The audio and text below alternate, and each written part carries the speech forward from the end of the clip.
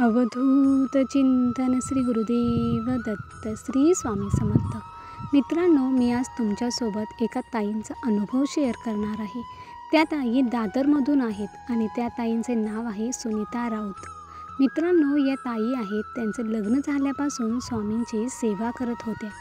ताई म्हणतात, इतर लोक स्वामी सेवा करायला जाताना बघून मी देखील स्वामींची सेवा करायला जात होते. मला स्वामींची कधी गोडी लागली हे समजलं नाही. स्वामींची आवड मनामध्ये निर्माण होऊ लागली आणि मी स्वामींची सेवा करू लागले. स्वामी सेवेमध्ये येऊन मला बरेच वर्ष होऊन गेली, तरीही मला स्वामींची प्रचिती आलेली नव्हती. मी फक्त सेवा करत होते, कारण सेवा करताना मला एकदम शांत वाटत होते. या सेवांमुळे माझ्या सर्व अडचणी देखील दूर झाल्या आहेत. माझ्या घरी सर्व काही सुखाने व आनंदाने सर्व चालू होतं. मात्र एके दिवशी माझा मुलगा खूप आजारी पडला. अगदीच त्याचं 10वीचं वर्ष चालू होतं आणि त्याला खूप मोठा आजार झाला होता. त्याला अनेक दवाखान्यामध्ये घेऊन गेलो, भरपूर पैसे देखील खर्च केले. गोळ्या, इंजेक्शनं, खूप वेगवेगळ्या प्रकारचे दवाखाने देखील झाले, तरी देखील त्याची तब्येत बरी होत नव्हती. त्याला अनेक बाबा, साधू, संत असे वेगवेगळे प्रकार जे लोक सांगतील ते मी माझ्या मुलासाठी केले, तरी देखील त्याचा फरक जाणवला नाही. अगदी वाटेल तेवढे पैसे मी माझ्या मुलासाठी खर्च केले होते, मात्र कशामध्येच मला फरक देखील जाणवला नाही. आता काय करावं हे देखील मला सुचेना. स्वामींची सेवा तर चालूच होती. स्वामी सेवा, स्वामी पारायण हे नेहमी मी करतच होते. पण असं म्हणतात की स्वामी आयुष्यामध्ये येऊन आपली एकदा तरी परीक्षा घेतातच. अगदी तसंच माझ्यासोबत देखील घडलं. स्वामी माझी परीक्षा घेत होते, पण या परीक्षेमध्ये मी भरकटत होते. 2 वर्षांमध्ये माझ्या मुलाचा त्रास हा काही कमी झाला नाही. त्याला होता तसाच त्रास होत राहिला आणि मी रागामध्ये स्वामी सेवा सोडण्याचा विचार केला. 8 दिवस मी स्वामींचे नाव घेतलं नाही, की स्वामींची पूजा केली नाही, स्वामींचा कोणता जप देखील केला नाही. कारण इतकं करूनही माझ्यासोबत असं घडलं तर स्वामी सेवा करून उपयोग काय, असं मला वाटलं. मग स्वामी या जगामध्येच नाहीत असा माझा पूर्ण समज झाला होता. त्या दिवशी मी स्वामींसोबत खूप भांडले. कारण स्वामी, तुम्ही म्हणत असता की मी तुमच्या संकटामध्ये तुमच्यासोबत असतो आणि त्याचबरोबर भिवू नकोस, मी तुझ्या पाठीशी आहे. हे वाक्य तुम्ही फक्त म्हणता, पण जर तुम्ही पाठीशी असता तर आज हे सर्व घडलं नसतं. असे बोलून मी स्वामींशी भांडतच राहिले.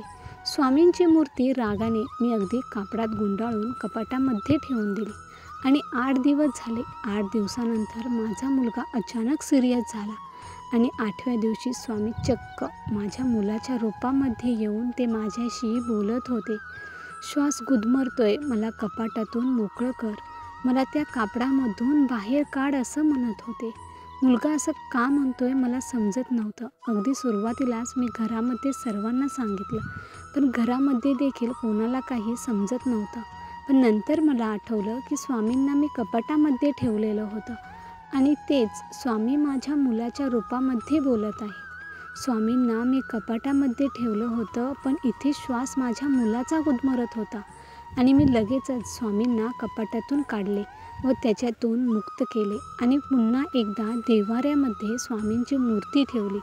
आणि त्याच दिवशी आमच्या घरामध्ये मला खूप वाईट अशा गोष्टी सापडल्या आणि अनेक करणी बाधा केलेली यासारख्या गोष्टी घरातून मला सापडत होत्या.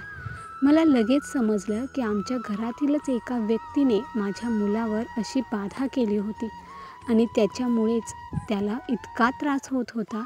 मी अनेक भटजींकडे देखील गेले, पण त्याचा काही फरक जाणवला नाही. शेवटी मला एका ब्राह्मणाने सांगितलं की तुम्ही जितके देवांना मानता त्या देवांची तुम्हाला उपासना करायची आहे आणि ही उपासना अजून वाढवा आणि याच्यामधूनच तुम्हाला काहीतरी मदत होईल. स्वामी समर्थ माझ्या डोळ्याच्या अचानक समोर आले. मी रात्रंदिवस सेवा पुन्हा करायला चालू केल्या. अगदी 1 महिना पूर्ण श्वासांसारखा मी स्वामींचा नाम जप करायला सुरू केले. नुसता माझ्या तोंडांमधून श्री स्वामी समर्थ हे वाक्य यायला सुरू झाले. मी जप चालू केला, मी पारायण केले. मी पूर्ण महिना जिथे काही करेल तिथे फक्त श्री स्वामी स्वामीच करत होते आणि स्वामी सारामृत पारायण देखील केले. कारण माझ्या मुलाचा जीव वाचवण्यासाठी मला काहीही करायचं होतं। आणि 1 महिना झाला। त्या दिवशी गुरुवार होता आणि पौर्णिमा देखील होती। त्याच दिवशी माझ्या घरामध्ये चाफ्याची फुले देखील पडली होती आणि चाफ्याची फुले ही स्वामींना खूप आवडतात हेही मला माहिती नव्हतं। आम्ही कधी कोणतीच फुले स्वामींसमोर ठेवत नव्हतो। माझ्या मिस्टरांना डार्क स्मेलचा सतत त्रास होत होता, त्याच्यामुळे मी घरामध्ये अगरबत्ती देखील लावत नव्हती। पण त्या दिवशी चाफ्याची फुले घरामध्ये अचानक पडली। त्यावेळेस घरामध्ये सर्वांनाच काहीच समजेना, काही कळायला मार्ग देखील नव्हता आणि ती फुले माझ्या मुलाच्या डोक्याजवळ अगदी जास्त प्रमाणामध्ये होती। आणि त्या दिवशी मग आम्ही स्वामींच्या केंद्रामध्ये जाऊन चौकशी केली आणि आमच्यासोबत आत्तापर्यंत जे काही घडलं ते सर्व मी त्या केंद्रामधल्या स्वामींना सांगू लागले। आणि तेव्हा केंद्रामधून आम्हाला असे समजले की ही फुले स्वतः स्वामींनी तुमच्यासाठी तिथे दरवाजामध्ये टाकली होती। त्या दिवशी अगदी माझा मुलगा पूर्णपणे मरणाच्या दारामध्ये होता, तो उठत नव्हता।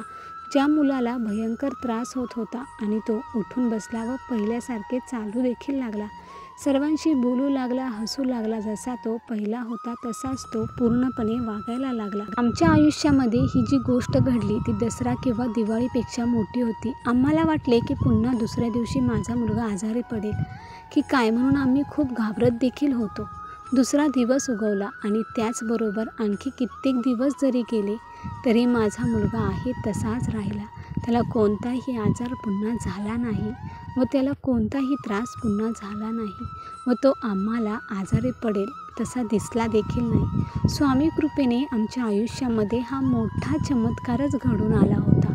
खरं तर इतक्या दिवसांपासून मी जी सेवा करत होती ती सेवा आज फळाला आली असं मला वाटलं। तर मित्रांनो, कसा होता माझा हा स्वामी अनुभव?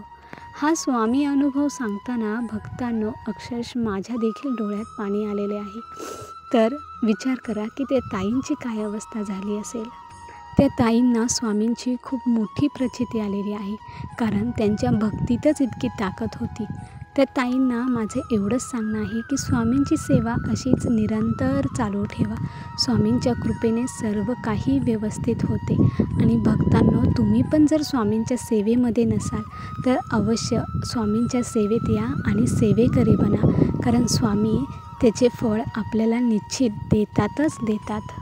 श्री स्वामी समर्थ, जय जय स्वामी समर्थ। भक्तांनो, ताईंचा हा अनुभव कसा वाटला हे कमेंट करून नक्की सांगा आणि आवडला असेल तर लाईक करा, शेअर करा आणि असेच स्वामी अनुभव आणि स्वामींचे नवनवीन व्हिडिओज पाहण्यासाठी आपल्या भक्तिमार्ग चॅनलला सबस्क्राईब करून स्वामी भक्तांना जॉईन व्हा। स्वामी भक्तांना स्वामी भक्त जोडूया आणि प्रत्येक कुटुंब स्वामीमय करूया। श्री स्वामी समर्थ। भक्तांनो, तुम्हाला पण जर असाच स्वामी अनुभव आलेला असेल तर आपल्या चॅनलवर अवश्य शेअर करा। धन्यवाद।